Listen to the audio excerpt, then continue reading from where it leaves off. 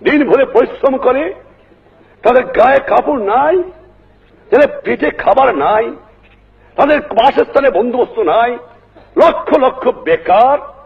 পাকিস্তানিরা সর্বস্ব লুট করে নিয়ে গেছে, কাগজ ছাড়া আমার কার জন্য কিছু রেখে যায় নাই, বিদেশ থেকে ভিক্ষা করে আমাকে আনতে হয়। আর এই চোরের দল আমার দুঃখী মানুষের সর্বনাশ করে বা লুটতরাজ করে খায়।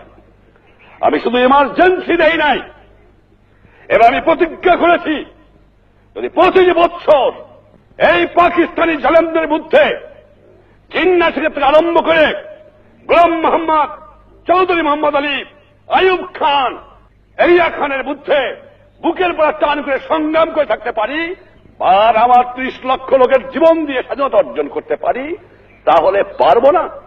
নিশ্চয়ই ইনশাআল্লাহ পারবো। এই বাংলার মাটির থেকে এই দুর্নীতিবাদ, এই ঘুষখোর, এই মুনাফাখোরি, এই চোরাচালানকে নির্মূল করতে হবে। আমিও প্রতিজ্ঞা নিয়েছি, তোমরাও প্রতিজ্ঞা নাও, বাংলার জনগণও প্রতিজ্ঞা গ্রহণ করো।